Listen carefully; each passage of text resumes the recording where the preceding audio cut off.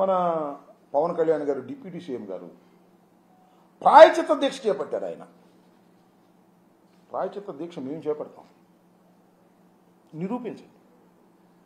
ప్రాయచిత్తం అంటే ఏంటి? మేము తప్పు చేశాము, మమ్మల్ని క్షమించిన ఆయన అని కదా ప్రాయచిత్తం. ఒక మాటలో చెప్పాలంటే కరెక్ట్ ప్రాయచిత్తానికి చక్కని ఉదాహరణ మొన్న జరిగింది. ఆ కాకినాడ రూరల్ ఎమ్మెల్యే గారు ఒక దళితుడిని, డాక్టర్ని ఇష్టం వచ్చినట్టుగా దూషించారు. ఏం దూషించారో నేను చెప్పను కెమెరాల ముందు, బాగోదు. అవన్నీ సర్క్యులేట్ అయినాయి. ఆయన తప్పు అయిపోయిందండి, నేను ప్రాయచిత్త దీక్ష చేసుకుంటున్నాను చేశాడు. అది ప్రాయచిత్త దీక్ష అంటే. మేము కూడా చేస్తాం, నిరూపించండి అంటున్నా. నిజంగానే వైఎస్ఆర్ కాంగ్రెస్ ప్రభుత్వం అధికారంలో ఉన్నప్పుడు ధర్మారెడ్డి గారో, సుబ్బారెడ్డి గారో, లేదా కరుణాకర్ రెడ్డి గారి కాలంలో కల్తీ కలిసింది జంతు నూనె అని చెప్పండి, నిరూపించండి. నువ్వు చెప్తేనా?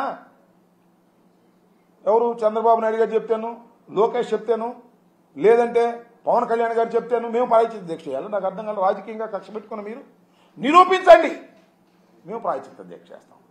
మీరెందుకు చేస్తున్నారు నాకు అర్థం కాదా. పవన్ కళ్యాణ్ గారు ఎందుకు ప్రాయచిత్త దీక్ష చేస్తున్నారు?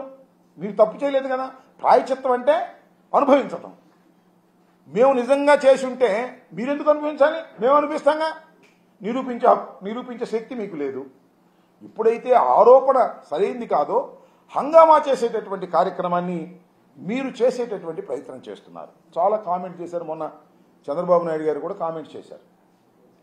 నేను విన్నాను, ఎంతవరకు నిజమో కామెంట్స్ నేను కూడా చూశాను పత్రికల్లో. వైవి సుబ్బారెడ్డి గారి మీద కామెంట్స్ చేశారు. వైవి సుబ్బారెడ్డి గారు సతీమణి బైబిల్ పట్టుకుంటుందని చెప్పారు.